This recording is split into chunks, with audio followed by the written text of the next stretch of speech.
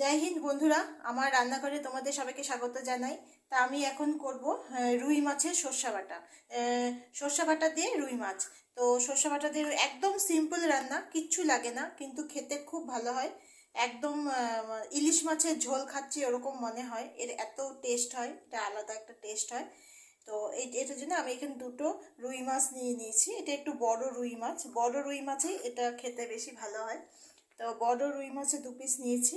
তার সঙ্গে আছে এখানে সর্ষাটা একদমই অল্প লাগে, কারণ কারণ এটা একদম একদম পাতলা করে হবে ঝোলটা, আর খুব স্বাদ হয়। তো এখানে সর্ষা আছে, এখানে আছে লঙ্কার গুঁড়া, কেউ লঙ্কা বাটাও দিতে পারো, অসুবিধা নেই। আর তার সাথে থাকবে লবণ আর তেল। তো আমি এখানে কড়াই আমার গরম হয়ে গেছে অলরেডি। তো কড়াইটা তেলটা দিয়ে আমি মাছটাকে আগে একটু ভাজা করে নেব।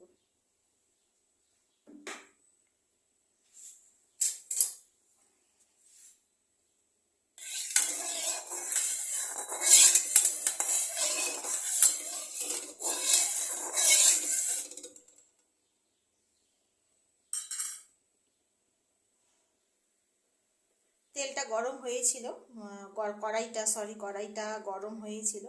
তো তেলটা দিয়েছি, তেলটা অটোমেটিক গরম হয়ে গেছে। এখন আমি এই দুটো মাছকে ছেড়ে দেবো।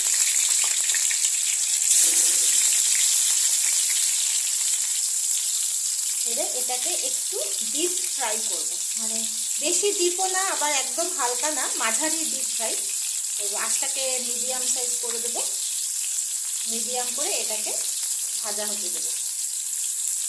আমার মাছ ভাজা হয়ে গেছে।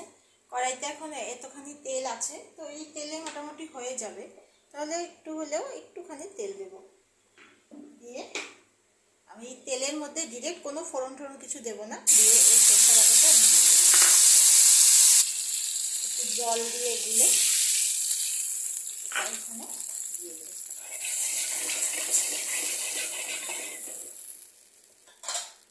এখন এর মধ্যে দিয়ে দেব লবণ,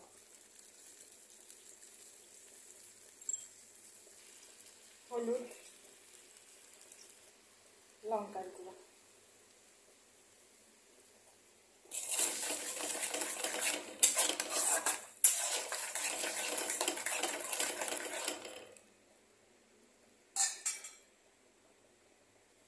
আর একটু জল দিয়ে দেবো, একদম জাস্ট পাতলা হবে।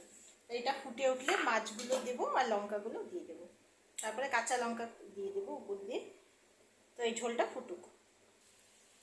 আমি এখানে মাছ দিয়ে দিয়েছি আর কাঁচা লঙ্কা দুটো মতো দিয়ে দিচ্ছি। এখন এটা একটু ফুটবে, উপর দিয়ে আমি আর একটু জল দিয়ে দেবো। জিনিসটা ঘন হবে না, জিনিসটা পাতলা হবে। আমি উপর দিয়ে একটু জল দিয়ে দিয়েছি। এখন এটা একটু মিডিয়াম থেকে একটু কম আছে, এটাকে ফুটাতে দেবো। তাই এখন এটা ফোটার জন্য আমি এখন এখানে ঢাকা দিয়ে দেবো। ঠিক 5 থেকে 6 মিনিট পরে এসে দেখছি। এই যে মাছের ঝোলটা আমার হয়ে গেছে, ঠিক এরকম পাতলা পাতলা থাকবে। এই যে মাছটাও হয়ে গেছে, মাছটা একটু কড়া করে ভাজা করে নিয়েছিলাম।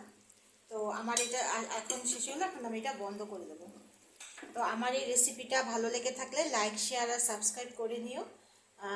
তোমরা বানিয়ে দেখো, এটা খেতে একদম মনে হবে যে ইলিশ মাছের ঝোল খাচ্ছি, এত সুন্দর খেতে হয়। আর খুব একটা রুই মাছের সেন্ট থাকে, এটাও খেতে খুব স্বাদ হয়, গরম গরম ভাতের সাথে খেতে খুব ভালো লাগে। তো আমার এটা যদি ভালো লেগে থাকে তাহলে লাইক, শেয়ার আর সাবস্ক্রাইব করে দিও। কমেন্টে জানিও কেমন লাগলো। তোমরা সবাই সাথে থেকো, ভালো থেকো। এখনকার মতো টাটা।